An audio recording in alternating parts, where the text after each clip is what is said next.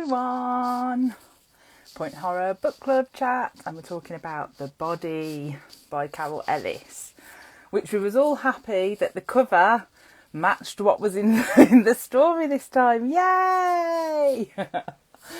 Oh, hi guys. Hello. Right, I'll just add our special guest in. If I can. Right, yes, I can see him. Gabriel. So we've got the fantastic Gabriel Dillon joining us. Hi Kelly. Hi Karen. Hi Melina. Hello. Oh. Is he here? Hiya. Hello. How you doing, guys? I'm alright. Are you okay? Yeah, good, thank you. Yeah, tea's eaten, children are killing each other in the living room. I'm locked in the study, so all is good. Oh, it sounds like Christmas already at your house. They want it to be. I've said no tree till Thursday, so yeah, it's up to them. It would be. Oh, bless them. Oh, thank you for joining us. I know. So Thank you so much for having me. Thank you. Oh, yeah. We were saying earlier, because we had a quick chat earlier, and we were saying we have met before in real life, but yeah, many years ago, maybe 2018, something like that. Yeah, it was just before Whiteout came out, wasn't it? Yeah. So yeah, met you then. Yeah, remember it? Yeah. Yeah, good times, good memories. Yeah. So for those of you who don't know, this is the brilliant Gabriel Dillon, who is a surfer, a snowboarder, a secondary school teacher, and a children's author. Like, I don't know how you fit it all in, to be honest. I'm not sure I do really. I'm an exhausted dad of three is kind of my more than anything really. But yeah, no, I try and sort of juggle, you know. But yeah, I can imagine. But you're a huge horror fan, and you grew up with like King and Herbert and Lehman. Ooh. Oh no! What's his daddy? She's three. She'll go in a minute. Oh, bless her. Yeah, but as you mentioned, your first YA horror was Whiteout, and I just saw that Caroline had said she loved this book so much. Oh, thank you. Yeah, so it's basically, think of a ski trip. You get isolated in the mountains, and there's like creepy monsters around you. Yeah, no, exactly so. Yeah. Oh, and you've ventured into the world of middle grade now, haven't you, with Shiver Point, which I've got on my Kindle, but I've got the cover right. Oh yeah. So how did that come about? Was it different to, going from YA to middle grade? Yeah, it's a bit weird. I wrote Whiteout, and then COVID happened, and then I had a really sort of poorly family member, so I didn't write for sort of 3 or 4 years.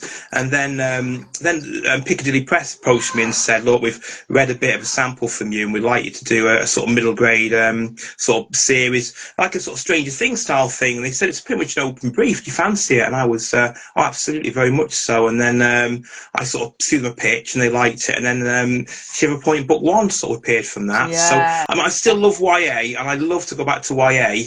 I've got 4 book deals with Shiver Point. The next one's out in February. Oh wow! But no, I've got. So it's like a hamster in a wheel. I'm kind of constantly churning them out. So I'm editing book 2 and I'm writing book 3. So it's a bit, but no, I still I love YA, and I love sort of point horror, which for me is that kind of early YA. I fell in love with the pace of it and the the sort of feel of it. So I'd love to go back to that at some point. I've got a couple of ideas, so maybe one day, Oh, amazing. Oh, brilliant. Oh, someone just put, is anyone else's voice is out of sync or just me? Let me know if there's a problem, because I'll just start again if we need to. Yeah, I just saw someone say, "Oh, this chat always makes me add books to my TBR." So yeah, brilliant. Karen's put voice sync is fine for me. Oh, brilliant.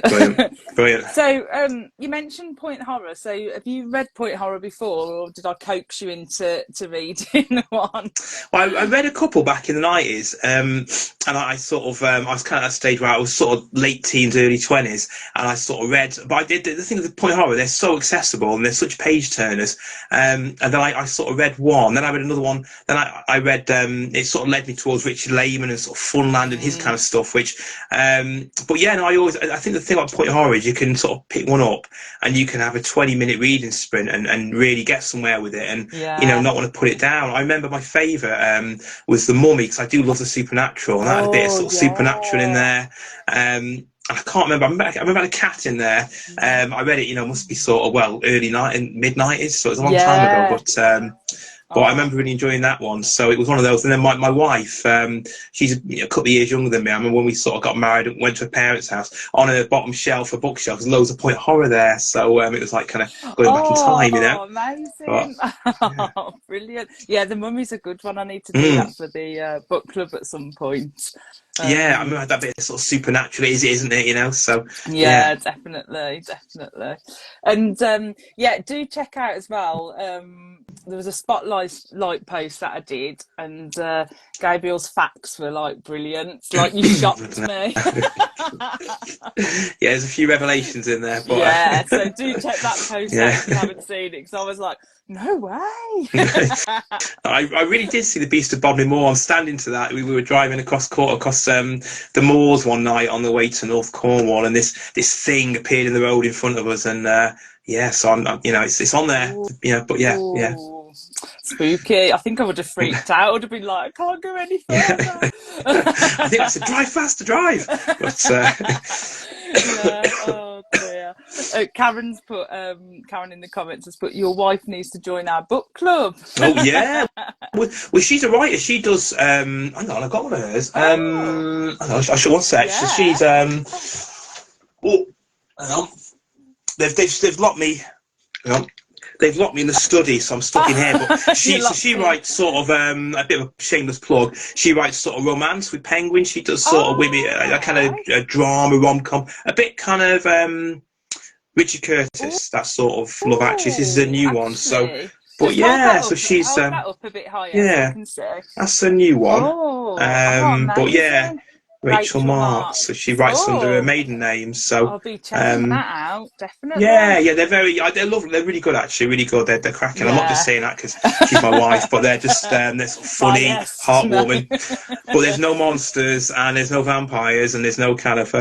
Sometimes you need that contrast. I think sometimes you need a bit of a contrast from horror to something nice, especially around Christmas time as well. Yeah, definitely. Absolutely. Yeah.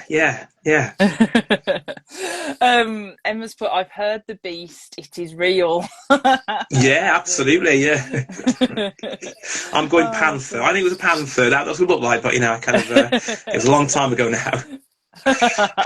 Oh, I love that. Oh, everyone's waving to each other. Is this a new thing in the comments? Like, people can wave to everyone. Oh, okay.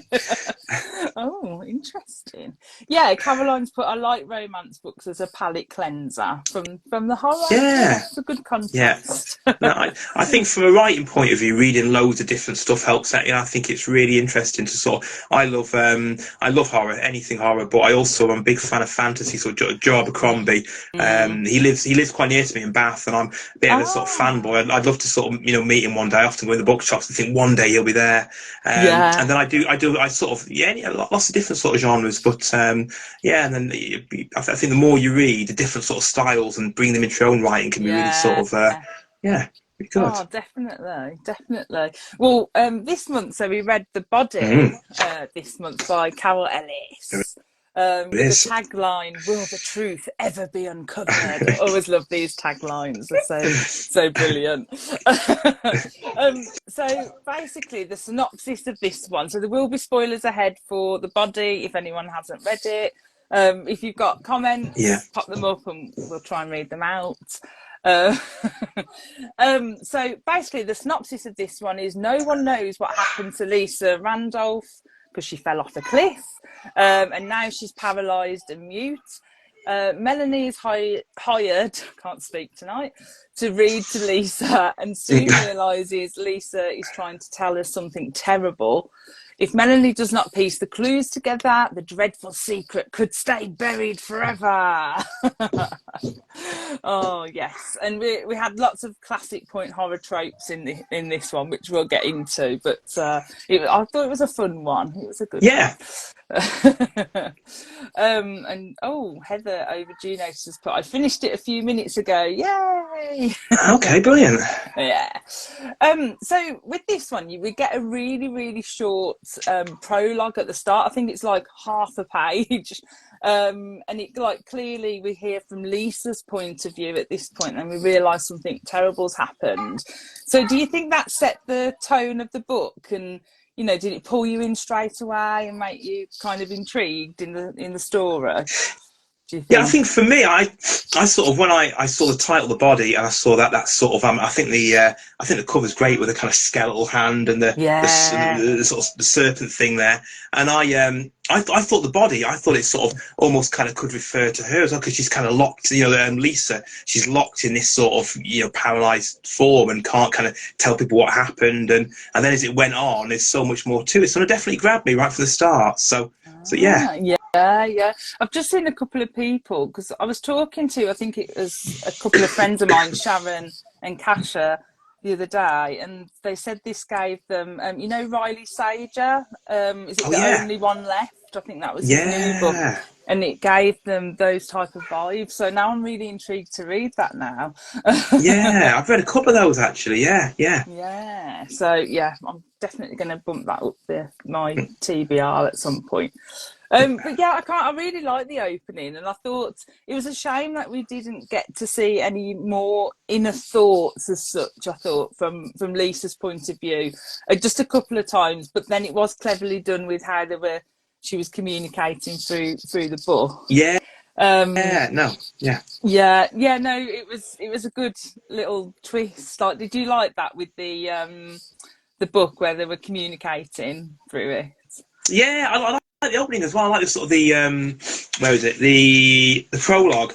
She hadn't forgotten. I thought it really gripped me. What's kind of happened to her, and then you sort of left her point of view, and then went into, I've got some notes here, into Melanie's point of view. And I thought it was really interesting. Then you're kind of keen to find out what happened, and where it's sort of, and then you've got such a list of suspects. I didn't know where to turn. As the book went on. But the communication thing was quite clever actually, and it was the was it Bronte? It was the Jane Eyre, wasn't it? Jane Eyre, that's it. Yeah, Jane Eyre, and kind of communicating through that. I wonder if they had to pay loads of money for that. I did wonder if they have to pay, to get those quotes from it. I thought it's quite big chunks, aren't they? Yeah, they did quote quite a lot of the of Jane Eyre in there. I mean, obviously, in relation to the book, not a lot, but there was a lot of quotes definitely in there. They must have had to pay something. I reckon so. Yeah, I did wonder. Yeah. Sorry, a bit of an aside there, but I just did. Yeah, I wondered. Yeah. No, that's definitely. I wondered that as well. I thought, like sometimes on TV programs you hear like snippets of really popular music, and you think, wonder how much they paid per second for that. Yeah, well, exactly. So one of my wife's books, she quoted David Nichols, and she had to write to him and ask him, and he was really lovely. He said, "Yeah, you can have that sort of sentence." I love David Nichols. He's so sweet. Yeah. Oh, one of my favourite books is One Day, definitely. Absolutely. That is a really good one. And Kelly's put the cover design of this book was giving everything away on this one. Yeah. I did. Sorry, go on. No, I didn't know what to expect. I thought a skeletal hand, and I think I was expecting a bit more supernatural. It's kind of very thriller, isn't it? There's a few bits that kind of descended into horror, but I think for me, I was kind of, I didn't know where I was going to go at all, It was like, it's definitely intriguing. We always have like a bit of a joke saying sometimes the cover doesn't relate anything to the actual story, but in this one it did. Yeah, with the red eye missing from the sorry, missing from the I lost you missing from the kind of snake thing. So yeah. Oh, Marzipan Ponies, but I'm pretty sure Jane Eyre is public domain. Okay. Was it? Oh, okay. I didn't know that. So what that means, anyone can quote it. Oh yeah, Sharon's put Jane Eyre is out of copyright due to the age. Oh, okay. Well, there you go. There we go. We've learnt something new today. I didn't know that. No. Emma's put, I really like this one. It was a solid story. Yeah, and Kelly's put, every single version of the cover literally told you what to expect. So every month I try and share some alternative covers, and they were all like really spoilery. Karen put, I thought the cover was the staff from Aladdin. It's definitely got a bit of an Aladdin feel to it. Now you've said that, actually, it's got a real Aladdin feel to it. Having watched the recent live action version, yeah, I can see that, yeah. Yeah. And Teddy's put one of the best point horrors, I think, up there with R.L. Stein's. Yeah, it was a good one. Yeah, it was a good one. Yeah. Also, Nikki's put, yeah, public domain similar to Shakespeare. I didn't know this. No, so I didn't.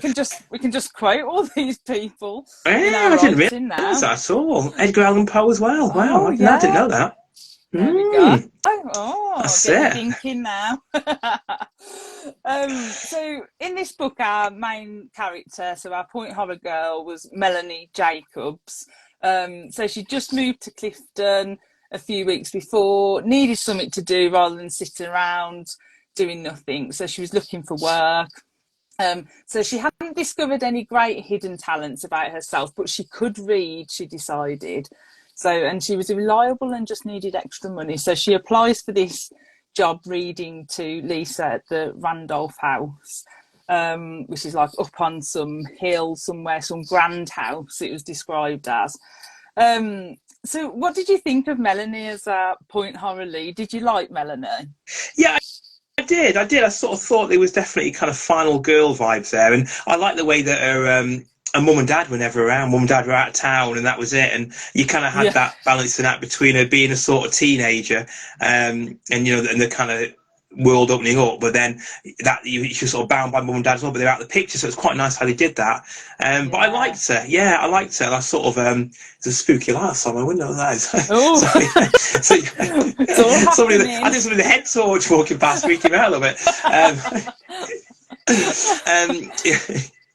Yeah, I thought she was quite a nice character, nicely rounded, quite interesting. And I thought she's good narrator actually. Yeah. I really liked her because I loved the way that a lot of the time she kind of I can imagine this playing out like in a film where all of a sudden she goes deep into her thoughts and she's obviously thinking of stuff, and then another character comes along and just like snaps her out of it. Yeah. Kind of goes, you drifted away there a second, Melanie. Come back to reality. And I kind of like that. I thought it just brought some realism to the character for me. I thought, that because I do this a lot. My mind drifts and then all of a sudden I'm back in the room. I am honestly the worst. I'm away with the fairies most of the time. It drives people around me mad. I'll just drift away. And it's like there's a bit in the Lego movie where they say, the main character says, I was listening, but just in case I wasn't, say the whole thing again from the start. And that's literally my life. I'm kind of like, sort of zone out for a while. So no, I very much relate to me and Melanie were like kind of soulmates, Yeah. Oh, I like that. And I like the way that she stuck up for Lisa to like, is it Garrett? I think it was, to his friends. And she just seemed to really bond with Lisa. Like from the offset. So why do you think Lisa trusted Mel so much? Because it was quite instant, wasn't it? They got on well straight away. She trusted her. Yeah, I mean, I think she was sort of surrounded by such a dodgy web of characters. I had so many suspects. Was it what's his name? Jeff the gardener, the housemaid at one point. I thought, Georgia. My money was on Georgia at one point, so I spent it could go any way. So I think poor Lisa had all these dodgy characters in her life. That I think Melanie was this little innocent person. She could think, you know what, I can trust her. I think I used to look at shining light. I think. So yeah. I think at one point, Melanie says something. I've probably written it down somewhere, but Melanie says something about, no wonder like Lisa doesn't want to talk to anyone or something like that because she's got all these awful friends around her. Like, doesn't want people at the house and stuff. So she's quite aware that the friends weren't the greatest, greatest of friends. And I love Garrett's introduction. Garrett comes racing through the gates like a kind of Hollywood playboy, doesn't he? And nearly hits her twice. And then and I sort of thought, no, is he too obvious? curious, don't know, maybe. But then he was off my radar. Then he came back onto the radar. So Yeah. yeah. His entrance was really good. So he's in like his little Mm, red, I think a sports car or something. And yeah. yeah, so he runs her off the road as she's arriving. And then when she's leaving, he's coming back up. And his excuse was, oh, I was trying to get some flowers to Lisa, my girlfriend. That's his excuse for nearly crashing the car. But this is when I liked Mel at this point as well, because she just doesn't stand any nonsense. She like calls him out straight away. Don't you be driving like that. And she just, Yeah, no, she was very much stood up for things when she went to the cafe and bumps into Neil and Kim and kind of calls Kim out, doesn't she? And again, Kim for me was a bit of a suspect for a while. You know, she went right to the top of the list for a while. I thought, yeah, maybe, but no, Melanie takes no nonsense, does she, from anybody? No, and Melanie was quite obsessed with Kim. Yeah. Well, not obsessed with Kim, but like obsessed that it was Kim doing all of these things to her, just because I think her boyfriend, I forget his name now, but her boyfriend was flirting with Melanie, so Yeah, she just somebody's automatically put like assumed Neil. it was Neil was Kim. one of the comments. Neil Neil, was such a lech. Neil was a rogue, wasn't he? Would not trust Neil. yes. But Oh no. but no. I think Neil was. Yeah, he was. Again, spoiler alert. At the end, Neil was all part of it, wasn't he? So Oh he had a lot to kind of hide, yeah. didn't he? He was him and Garrett together, wasn't he? I'm not spoiling it for anybody. Yeah. Sorry if I am here, No, but no. so We've yeah, said Neil. spoilers. We can say spoilers. That's fine. Yeah. So Neil, no, he was very much in the picture, wasn't he? But yeah, I thought that he kind of didn't treat Kim well. She needed to bin Neil. I mean, it would Yeah. be in prison after the book, wouldn't he? But I think in the aftermath. We can hope. But yeah, I think so. Yeah. Yeah. No, but I think Kim does say she dumped him Yeah. at some point. Yeah. I think when I think it's when Melanie.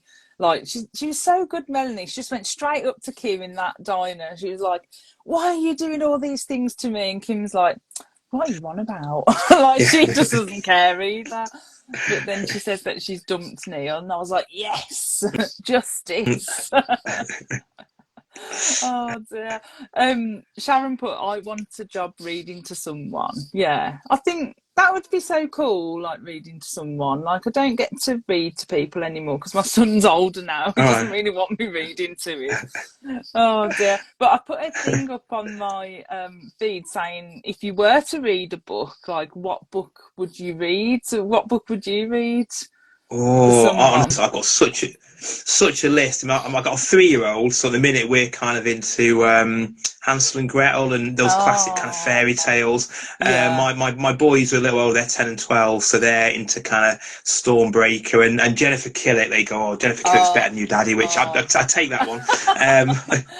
But I teach as well. I teach English at a local school, and I tend to always try and grab them a bit of horror, actually. So I've got two, a year 8 and year 7 sort of intervention groups, so students that struggle a little bit. Yeah. And I've just got Cynthia Murphy's Camp Killer. So I've just got 5 copies of Arrive for them, so I'm going to start it tomorrow. So I'll Oh, it's let you know what so it's good. like. It's But so good. okay, Really brilliant, good. Yeah. brilliant. I mean, it's Yeah. definitely got point horror vibes. So I thought, yeah, and I've got kind of a mixture of students that really want something that's going to grab them. So I Yeah. thought, yeah, so Oh, yeah. that's a good choice. I like that.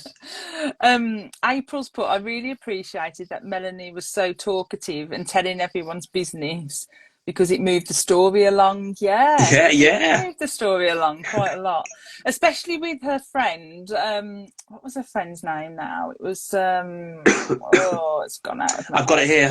Hang on, it's Trina. Trina. Yeah, that was it. So she was like a real gossip. She knew everything Trina did. So I kind of liked her and Melanie together. I did suspect her at one point though, Trina. I thought, Yeah, I best thought she was. friend. I wondered if she was hiding something, and she seemed to know all the gossip about everybody in town. And Melanie was a sort of new girl in town. Again, that's a bit of a trope, isn't it? Sort of new girl in Yeah. town and trying to meet all the characters and get to know everybody. But no, for a while, I think Trina for me was definitely a bit of a suspect. Seemed too good to be genuine. And she was like the Yeah. sounding board, wasn't she? There's Yeah. words written on my door, or there's this going on, and I thought, does Trina know all about this? You kind of go into the wrong person here. But no, Trina. was proved to be innocent at the end, wasn't she? Yeah, I know. She was definitely number one suspect. I was like, is this going to be like a proper, like, best friend reveal? Yeah. Alas, it wasn't. Shaman's put absent parents is definitely a point horror trope. Yeah, so the Mm, parents were nowhere. Well, there were reference, like they're out of town. yeah. All this stuff's going on, gone. Yeah.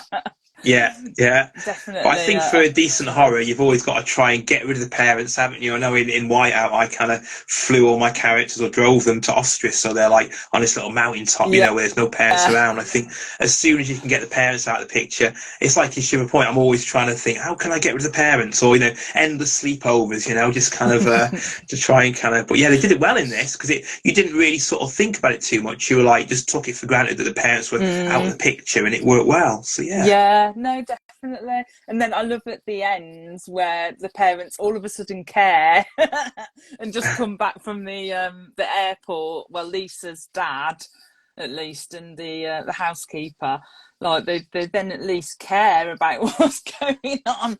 But up until that point, yeah, parents gone. Yeah, yeah. Yeah.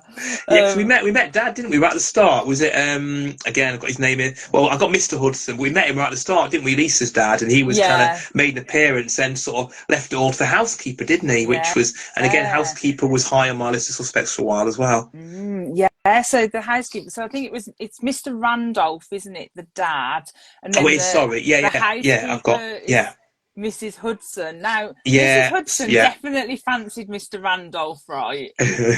She definitely did. Like if he clicked his fingers, she was coming running, and she did everything for him. I was definitely getting Point Romance vibes there. Yeah. She was one of my suspects. The housekeeper for a while, I thought, when they had the CCTV, and she was a little bit too interested in that, wasn't she? Listening in and kind of, at one point she said, "Try some water," and Lisa kind of looked around. What, he's talking to me, and Yeah, it was, over the intercom. yeah, yeah, Oh, that would freak me out though. Like it's the whole. I think I said on one of my posts during the month, like you think of like an old mansion style house with like portraits and then the eyes watching you, but in this one, it was so high tech equipment watching you yeah, and can talk to you. yeah, Like it was just really claustrophobic. To yeah. read, especially from if you thought of it from Lisa's point of view, it was yeah, I wouldn't have liked that, would you? Like being watched all the time. No, it felt quite ahead of its time in that respect. I thought, it did feel like, Yeah. cause, in the '90s, but that idea of all these cameras everywhere, sort of watching her, and I had to be really careful how she communicated with Lisa, and super sort of super on the ball with that. So yeah, it was good touch that actually. Yeah, Yeah. Especially, I think this was written 95. I think it was published in the UK in 96. So yeah, I thought okay, that. And I thought yeah, it might have been like a class thing to show that like the Randolphs were like of a higher class because they've got this big mansion on the hill with this technology and stuff. But they kind of never really played into it more than that. yeah. But yeah, it was an interesting twist and definitely creepy, definitely. Yeah, there were quite a few creepy bits. There's a bit where she got a phone call and there was a kind of voice on the end of the line, and Oh, I thought it was going to go, and that was quite spooky actually. I thought, here we go, it's getting quite creepy now. So there's a few bits where it kind of did definitely. It sort of went into quite a scary place. I thought the woods bit, I thought towards the end was good as well. oh, yeah, we'll have Yeah, to I'm chat getting ahead of myself about here. that. Sorry, but yeah, No, yeah, no, yeah. it's fine. Hope, We'll yeah. definitely chat about that wood scene because I loved that scene. I thought it was brilliant. But you mentioned the creepy phone call, and that scene made me laugh because always in Point Horror they get these like really weird calls. I mean, the best one we had was in Funhouse. That she gets a creepy phone call and the guy or girl, I'm not going to spoil it, literally turns around and goes meow down the phone, and like that's it. Okay, So all in right. this one, I've yeah, not read that honestly, one. I have to read that one. Yeah. it's hilarious. It's just like, yeah, really funny. But in this one, with this phone call, I think it starts off as like a whisper, and I marked the page. That's how much it like made me laugh. So it starts off as a Yeah. whisper, and then Melanie kind of gasped, and then the voice had changed. It was high. It wasn't high and breathy anymore. It was deep and guttural. That kind of made me laugh. It sounded almost inhuman. And I was like, oh, can you imagine being on the end of that? Like, I don't know. I'm not sure whether it would scare me or I would laugh, going from like this whisper to this, like, I don't know. I probably would be scared. It creeped me out, actually. It did quite creep me out. I'm a bit of a wimp. I think I said to you before, one of my students at school said to me, "Sir, you've got to watch that Talk to Me, this new film on Netflix." And I watched it. It was Halloween. I was doing a book tour down in London. They put me in this travel lodge, and I started to watch it. And I was coming down with this really bad cough and cold, so I was kind of high on a combination of Lemsip and kind of what do you call Strepsils or sweets. Yeah. So I was lying there watching Talk to Me, and I had to stop it halfway through. I was so freaked out. I have to watch it in the morning, in the daylight. So I am a wimp. I am a horrible wimp. So the phone call in the body was, kind of, I thought, oh, it's getting dark now, I can imagine what point that you did pause that film at as well. Maybe like, I won't spoil anything, but was it to do with Riley, the boy? It was. It honestly was exactly that. That's where, for me, it took a real turn. I was like, oh, we kind of crossed the line now. I'm getting a bit scared here. So. Oh dear. Teddy put, I think I'm a bit behind on comments, but I'll just quickly have a look. Teddy put, really liked Melanie. I really rooted for her. Marzipan Pony says she actually asked questions. Yeah, because a lot of point horror lead characters don't ask, they just go along with anything. They just don't ask anything. But yeah, so they just ignore all the important things. But Melanie did seem to she really wanted to find out what was going on. Nerissa's put, the reason It's a Wonderful Life has been on year after year everywhere is because someone missed renewing the copyright. No way. Oh, interesting. We're learning so much knowledge tonight. Eddie Mays put, I got Final Girl vibes from Melanie too. I liked her a lot, and especially the way she isn't afraid to speak her mind as the new girl. Larissa said, I like that Melanie immediately clocked that the guy as a douche and was like, nope. So I presume that was about Gareth. Yeah. Or maybe Neil. Yeah. It could be either of them. Just scroll down. Oh yeah, Emma's put, they were horrid friends. They really were. Like that bunch, they just weren't very nice at all. No, poor girl. I mean, she's got it all against her, hasn't she? This gang of friends that, and then what she's going through. So no wonder she turned to I've forgotten her name, to Melanie. No wonder she did that, because she was it quite surprises me, because I think there was a description of Lisa before the accident where she was described as like quite friendly and smart. A laugh that didn't go with the way she looked, and she was quiet and serious looking. So it surprises me how she got in with this group of friends, because they were just awful compared to her. Karen put, it was because she picked a book she loved. Oh, so the bonding of Lisa and Melanie is because she picked a book that she loved. I like that. Oh, I didn't think of that. That's really clever. No, I didn't. Now you said that, it makes sense, doesn't it? But I never really, because she picked it off the shelf, didn't she, and said it was the last one she was reading. Yeah. So yeah, now you said that, maybe that explains that, actually. Yeah. Oh, and then Cameron's put, same way you and I became insta besties over Point Horror, Shelley. Yeah, exactly. Oh dear. Yeah, the friend group were terrible, Scott said. Yeah, Speedway Chick said we need to talk about Neil. Did we give him enough airtime? Neil was a lech. It would have been interesting to know Neil's thoughts to Garrett's actions. Yeah, that's an interesting question. So obviously, we're skipping a little bit ahead. So obviously the reveal at the end is that Garrett killed the stranger, who was it, Peter? Who was camping out in the woods with Lisa's permission on their estate. And then Garrett and Neil have a fight with him, and then Garrett ends up killing him, but Neil doesn't see this happen. He's gone.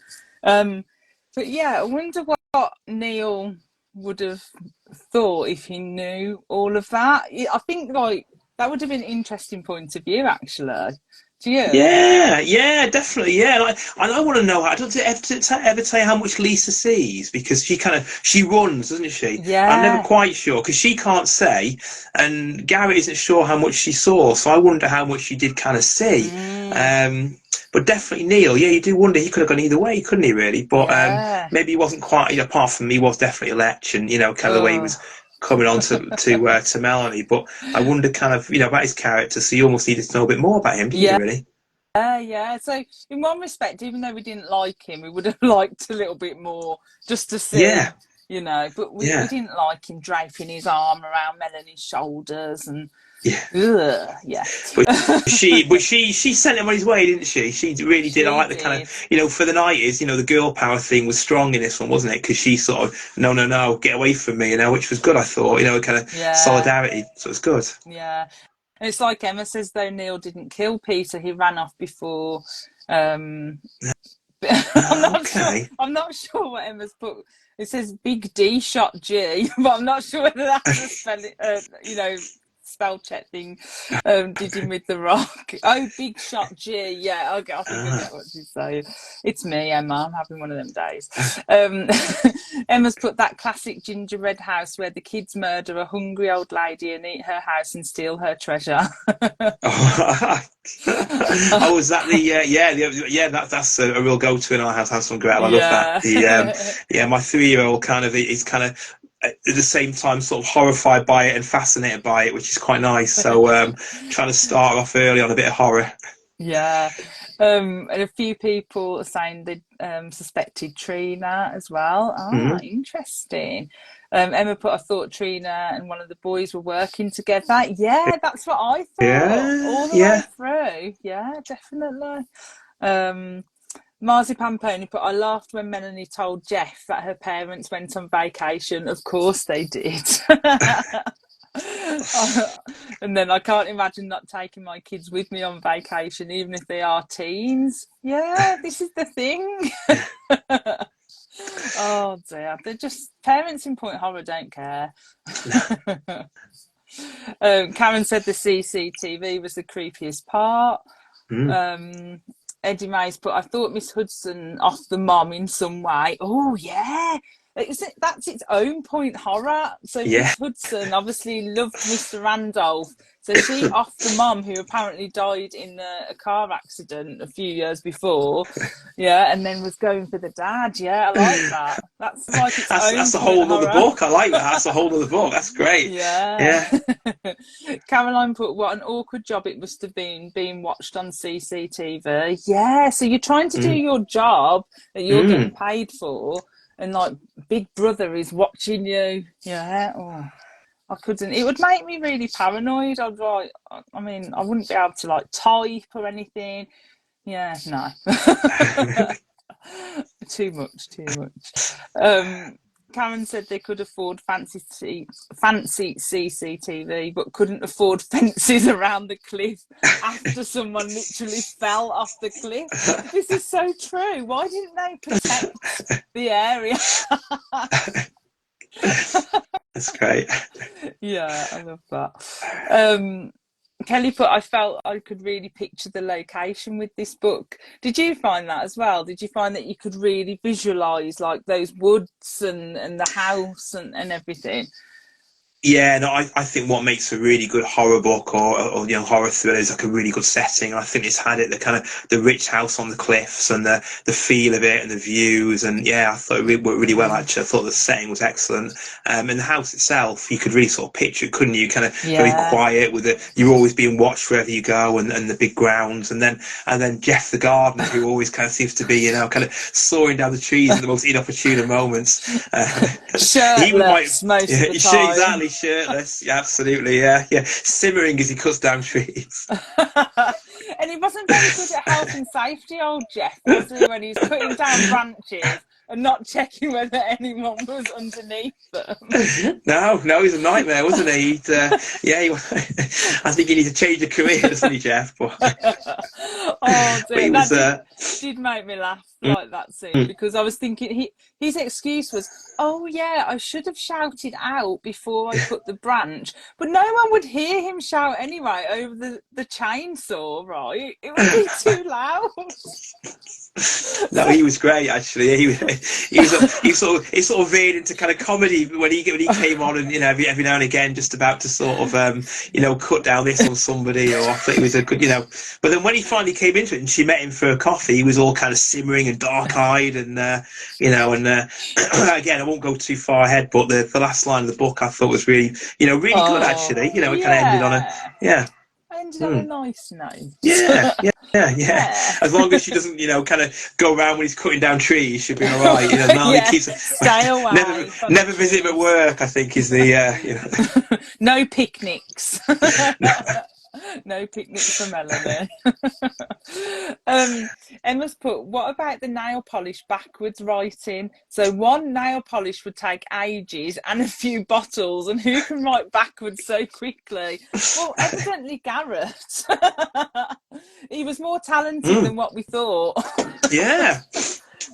Yeah, and I wonder whose nail varnish he used. No, maybe I don't know. He must have had a good collection of nail varnish, and he selected the blood red colour and just went to town backwards. I mean, that would take some doing, right? To write, what did he write? It was quite a big thing, I think I wrote down. I think what it was. Be careful, Melanie. I know what you're doing. So you've got to think he's writing that sentence backwards. Yeah. That's a talent. You could use that in prison. He'd have to practice it first at home, and then kind of do it on the. But I thought, somebody was inside the house. Then she kind of runs around the house and checks, and I thought it was quite nicely, quite well done actually. That was kind of again went into sort of slightly creepy territory then, didn't it? So. Yeah, no, definitely. But yeah, he's got some talent there. The only good thing about him. Speed Ray Chick said, one thing that annoyed me was the dog was called Oliver, but it was so inconsistent and kept being referred to as the dog. Yeah, that's true. So Melanie's dog. I was a bit worried for the dog at one point, because I thought, oh, Carol Ellis isn't going to go there and do a Stein, like in Fear. Yeah. They kill the dog. Yeah, no, animals or children, I can't be dealing with that at all. It's it's my sort of red line, so I can. 100%, yeah. Emma's put, seeing someone reading a book you love does make you think they are safe and could be an instant friend. Yeah. Definitely. So I didn't think of that with Lisa and Melanie. So that was a really good point. I like that.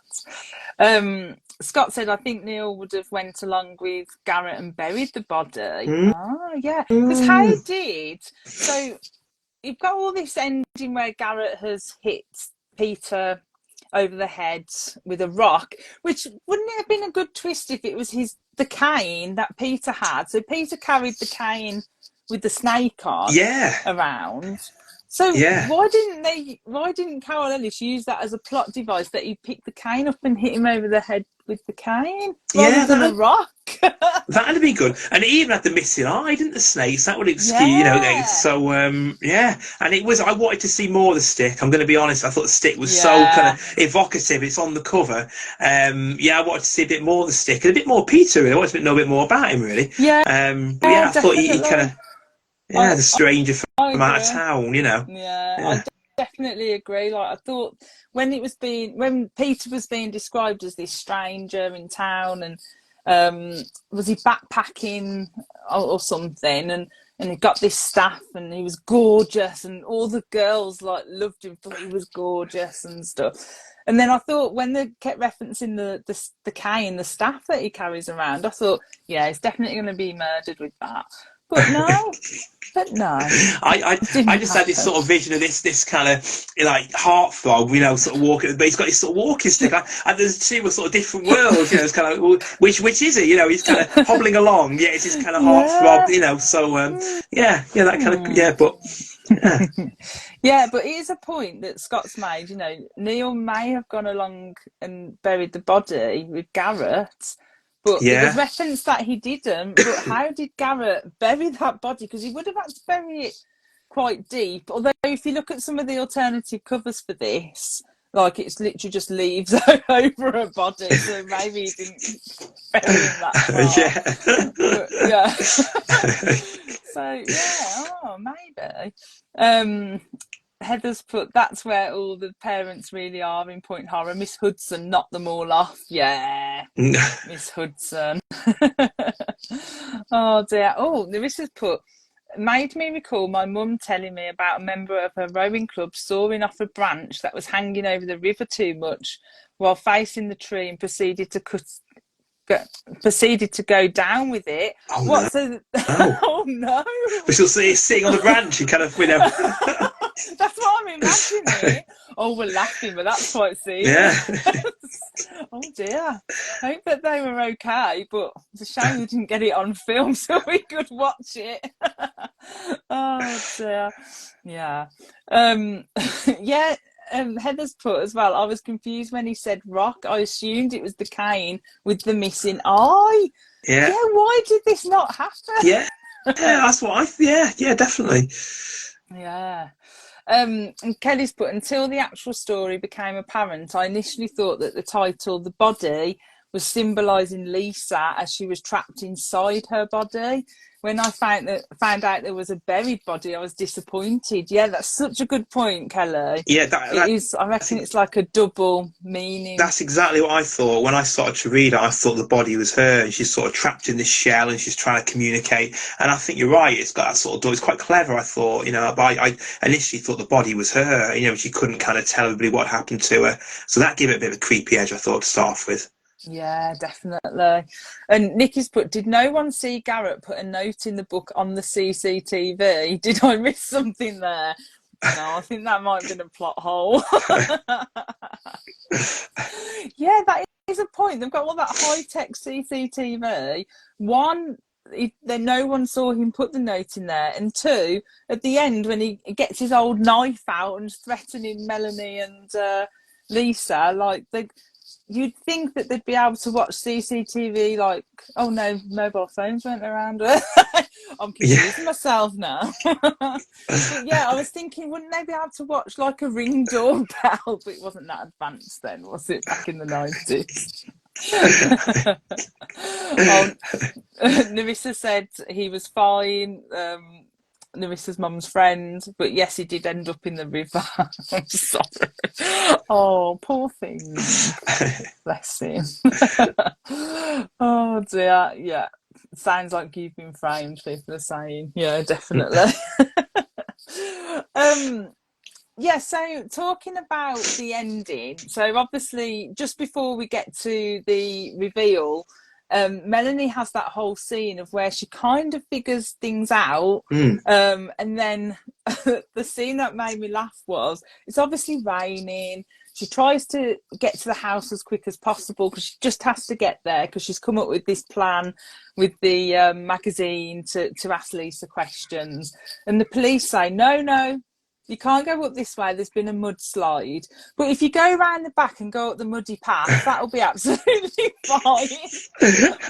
Yeah, he was that policeman. He needs sacking, doesn't he? Yeah, go through those woods, past the body, take a left, and just watch out for the cliff edge. And yeah, that was a little bit of irresponsible. I think the character there was, did well, didn't he? But no, definitely a bit of a. A bit of a trope there. Go through those lonely woods and see what happens. But just, on your own in the dark. I take it was dark. That's how it came across to me. But yeah, but I loved that whole scene with Melanie going through the woods and that, and the car breaking down, can't get up the hill. Then she goes through the woods, and you just get that story like just unraveling as she's taking that journey up to the house. So did you like that? The way that was done? Yeah, that was a creepy bit, I thought, for me. You had her on her own, you had her sort of and you thought anything could happen here. The killer could jump out, then, and when she stormed across the body, you thought, what's going to happen now? Is the killer going to be nearby? Is he going to sort of discover her? And it kind of built from there, didn't it? So it did have a real sense of loss of peril at the end, and the story really sort of built for that moment. But I thought the woods was really well done. the woods played quite a big part in Shiver Point, and that was really useful just to see, you know, kind of how they did it in that one, and the you know, sort of stumbling through the dark, and brambles ripping at her, and you know, by the time she gets to the house, she's kind of bleeding, and Garrett's like, "What you been doing?" Or somebody is, but yeah. Yeah, and that point where she's like rambling through and it's kind of all coming together, and then she almost goes down like the cliff herself, because it's like covered with leaves, or like she can't see it. I just thought it was really well done. Yeah, Speed Matrix said it was foggy. Oh yeah, it's foggy as well. Spooky fog. And Marzipan Pony said, yeah, you had to get Melanie to the ravine somehow.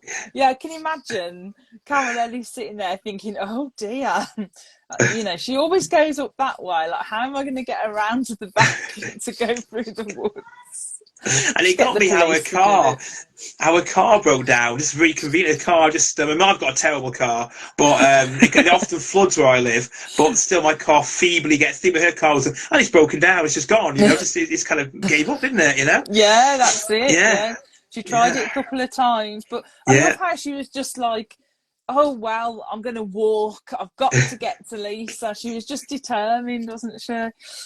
Determined to get up there. April's put, yes, it was very cinematic. Sharon said, I love the scene in the woods. Yeah, I think it's one of my favourite scenes when she was going through the woods.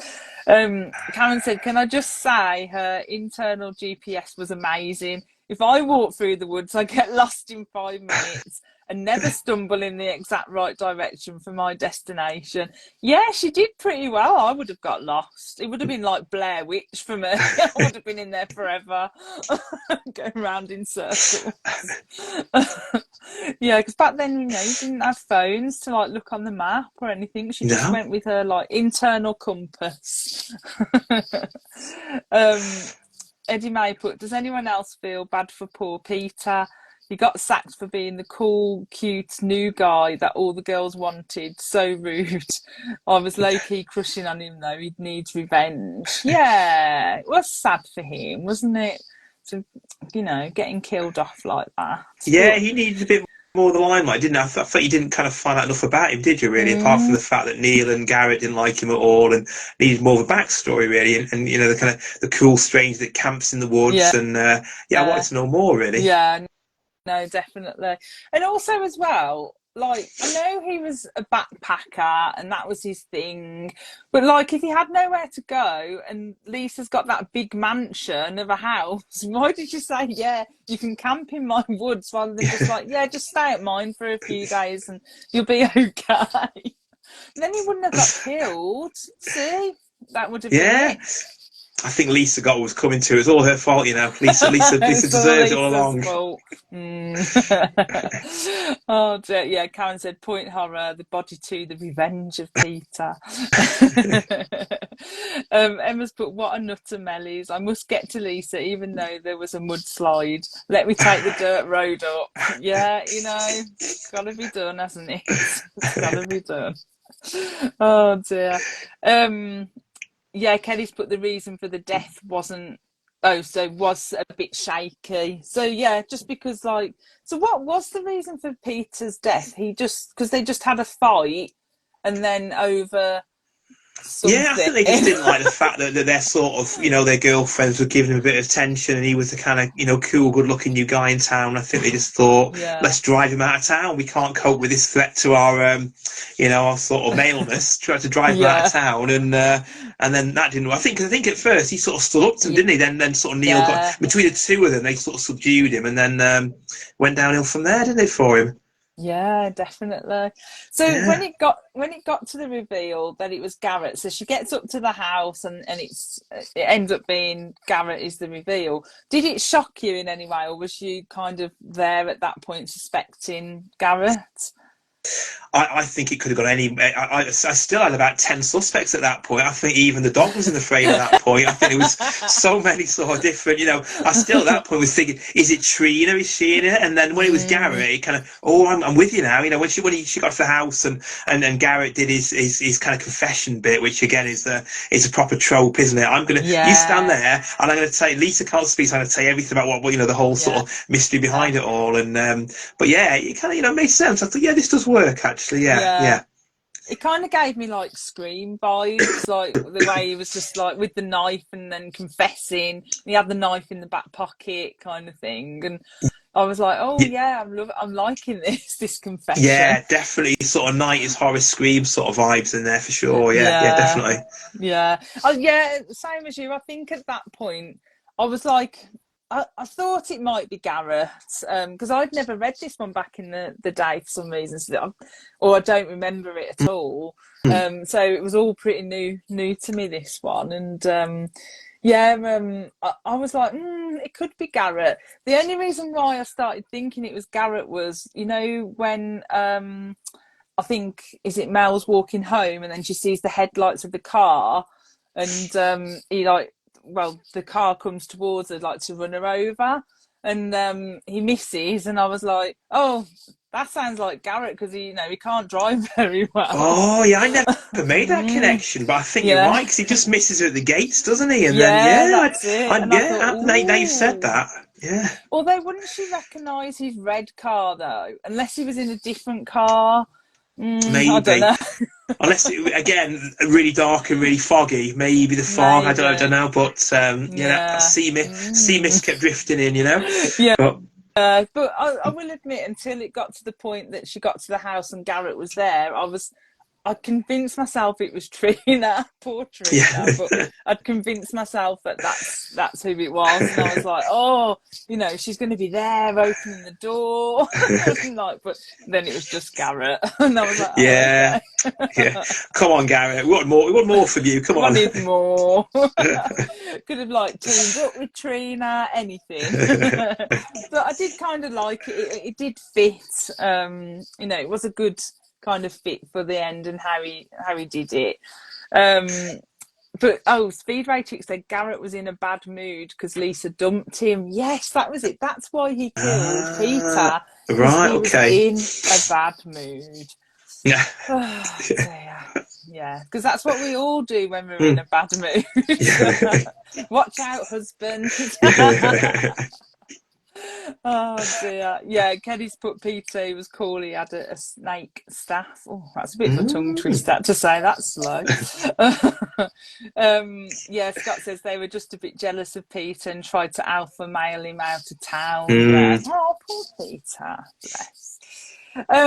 So then we kind of get to the point, and again, this is a scene I absolutely love. So the scene where Garrett's taken Lisa and Melanie down to the cliff to obviously kill them because he'd plotted it all and he'd just plotted it all out, hadn't he, what he was going to do. And Melanie and Lisa kind of team up together really cleverly in a split second moment to take him down. And I love the way how Lisa uses the wheelchair to do that. And I was just like, yeah, I loved it. So what did you think of that? Yeah, I thought again it was a girl power thing, wasn't it? I thought the way they sort of teamed up and took him out with it, and I thought again it had that slight kind of comedy vibe with the wheelchair sort of rushing at him, and it felt a little bit like a kind of Monty Python sketch in a way, but at the same time, no, he got his just desserts in the end, and Lisa, and there was a bit, was it just before that where Lisa kind of screams, or in that bit, and it's the first noise Lisa's kind of made? Oh yeah, and it's the first bit of noise because it references in the prologue that how she couldn't scream, she wanted to scream and she couldn't scream, and then she gets that full circle ending of screaming and actually using her voice as she's going towards Garrett to take him down. I was like, yeah, I love it. It's like Narissa just said, besties working together. I love to see it. It was just clever. I just thought it was really good. I was a bit worried though because I thought, well, how's Lisa going to stop Like, and Yeah. I hope she wasn't going to go over with him. Is what I was worried about. Well, you think, how fast is it going to go? How fast is it going to Yeah. go? You know, is it going to kind of, yeah? I don't know what that thing was that came up No. on the screen. This Yeah, happens still. occasionally, but I can never get it to do it again. For once, I think it was doing a chat with Dustin, and I must have done something, and these fireworks just all went off. So it's never happened again since. I think it's because I use my hands too much and to express myself. Teddy said, "Yeah, great ending, really cleverly done." Yeah, I just thought it was brilliant. I thought it was, yeah, no fireworks this time, Heather. It was just a weird thumb thing, which I can't do again now. Oh dear. Cameron's put, I now want to write a book on the customer service centre for the Rapture. What? I think I've missed something. Yeah. Oh dear. So overall then, how did you enjoy the book overall? Would it go up there in like a favourite book, or was it just okay for you? I liked it. I thought it was a real page turner. I thought it was one of those where, because sometimes you've got so much going on and you just want to switch off and read, and something that you don't have to. Because as much as I love Stephen King and and really in depth horror, sometimes you want something that's easy. This was really easy and really fun, and it was a really fun read. I just wanted a bit more horror. I wanted that voice on the other end of the phone to be a kind of monster. I wanted that skeletal hand there to come after me. I thought, after me. Yeah, exactly. For me, it felt more point thriller than point horror. I wanted a bit more horror, really. But I chatted to my wife about it afterwards, and she said, "Well, that was the thing. You can't go too far with it. You've got, back in the 90s, it was sort of couldn't push it too far." So I did enjoy it. I definitely actually pick up a few more and reread them. And I want to get the Mummy again. So I remember enjoying it. I remember the cat, and I remember there's a cat in the Mummy, and I remember there was a girl who I think there was. I think it was a bit like the Mummy film with Brendan Fraser from the 90s, in a way that there was this ancient mummy that was kind of in love with this modern day girl, and I can't remember bits of it. I remember enjoying it, so I'm going to try and pick that one up. But it was just really accessible, I thought. Yeah, a lot of fun, actually. Yeah. Brilliant. Yeah, and I think that was the thing with the point horrors. Like, they were point thrillers, really. There's very few that are actual like horror. And that's when they did the Point Horror Unleashed, which we read last month. We read an Unleashed one where they kind of delved more into supernatural and the horror elements of it. But yeah, I think as a teen reading it, this one for me, I really enjoyed it, and it is a favourite just purely for certain scenes in the book rather than like the reveal. I just thought some of the scenes were brilliant. But yeah, I think for me, like, reading it as a teen, I think I would have just flew through it like in a day. And yeah, just I would have really liked this one, and yeah, it stayed true. I have liked it as well. And I think it is such a page turner. For me, I've got such a short attention span, and I like you said earlier, I drift away, and something's got to really grab me and be really pacey. And that definitely did this. Really sort of kept me just wanting to turn the page, and it was a nice quick read. It was good. Yeah. Oh, brilliant. I'm so glad you enjoyed it. So I know when we was talking about which ones to do, and I was like, oh, should we do the body? Yeah. Just because I'd heard it was a good one, and I thought, I'm quite interested. I was trying to push you towards the surfer, wasn't I? I still I want to try and get that one now. But we will do that one. I was just thinking, we'll do that in the summertime somewhere. So perhaps we'll have to come back on, and we'll either do the surfer or the Mummy, maybe, or something. Be great. Yeah, that would be great, actually. Yeah, no, I'd like that. Yeah. April put, this was one of the best point horrors I've read so far. Great choice, Shelley. Yeah. There just put, I'd say it's the second best after Help Wanted. Oh, Richie Tankersley. Yeah, she was always my favourite when I was a teen. Kat Ellis has put, definitely one of my favourite point horrors. Well, lots of people saying, it's their favourite. Sharon put, I enjoyed it. It was fun, not dark enough for me, let's be honest. Yeah. Sharon reads a lot of extreme horror. And I did see a comment earlier where Sharon put she'd like to do a job reading to people, and I think Emma put to her, oh, they'd be traumatised from what you read to them, Sharon. She reads quite a lot of extreme. Yeah, I'm team Sharon. I'm team Sharon. It needs to go darker for me, you know. I want my darkness, you know. So yeah. Karen's put, I wanted the body to get up and go full zombie. Well, possible sequel there, with the staff, like a ghostly apparition, maybe. Scott's put, yes, I really enjoyed this one. Loved Mel as a main character. Yeah, she was fantastic. Because some of our point horror main characters are not very good. Kelly put, I really enjoyed it, but just felt the reveal and the real story was a bit weak. Yeah, I think the reveal could have been a little bit better, but the story flowed, didn't it, to kind of make sense, apart from the Peter thing, which we found a little plot hole with. But, you know. Yeah, poor undeveloped Peter. He just needs a, like I said earlier, he's a sequel, doesn't he? He needs a kind of Peter the Untold Story. Yeah. Emma's put, I really liked it. Nerissa's put, I'd say your boyfriend killing someone then trying to kill you is pretty horrific. Yeah, that's true. That's true. Now, happens every day of the week around here, you know. Yeah, just the norm. Exactly. And Eddie May's put, I like this one a lot, but wish the ending reveal with Garrett was more gruesome for him. Yeah, because we don't kind of get to find out what happens. The police come, don't they? Yeah, we can only presume that he gets carted off to prison, and you know, he practices writing on mirrors backwards.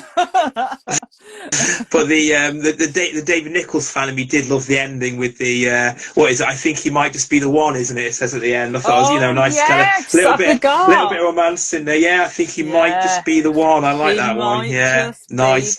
One. Yeah, good old Trina. With Trina, who turned out to be innocent all along. And Trina, we kind of doubted her, and she was a good friend all along. So yeah. Yeah, so we got a happy ending for Mel, who was one of our favourites, and then hopefully, you know, Garrett got his comeuppance. Hopefully Neil did as well. Maybe we can live in hope. Yeah, accessory. I'm having downs in accessory. I think he's going down as well. Karen's put, I love she almost fell off the cliff and was like, okay, cool, on we go then, no panic. Yeah, and the backwards writing was a little red room. Yeah, yes, yeah, absolutely, yeah. I could just imagine him though. Can you imagine if he made a mistake with that nail polish? He's like, oh, I put the letter the wrong way. Nail polish remover. He must have been there for hours. Oh, but thank you for giving it a read, and I'm so glad that you had fun. And you'll have to definitely come back on, and we'll do the surfer or the mummy. Maybe. Yeah. No, thank you so much for having me. I would love to come back. So yeah, maybe sort of I'll get my hands on the mummy and I will report back to you and let you know what it's like. I've seen a couple of comments on there saying it's really good, so that's it. That's going to spur me on now to get it again, and because I've got this vague memory of it and I want to sort of find out what it was about now. So yeah. Oh, definitely. Oh, Karen said that was a great sound effect I did. Yes, I'm getting better. So move over, Garrett. I'm here. But do check out Whiteout, which is brilliant YA, and do check out Shiver Point as well, because I've got it on my Kindle and I'll be starting that when I break up from work for Christmas. I'm definitely going to be delving into that. I can't wait. But thank you so much. Thanks to everyone who's joined in and put up comments. It's been super fun dissecting this one, and I'm so glad it's so many people's favourite as well. So it's been brilliant. Thank you for having me. Thanks for all the great comments, and thanks for just it's been a lot of fun, actually. It's been really good fun. So thank you all. Thank you so much. All right then, and I'll let you go. Okay, bedtime. Know, children. Pajamas. Bye. Thanks, see you later. Thanks, bye.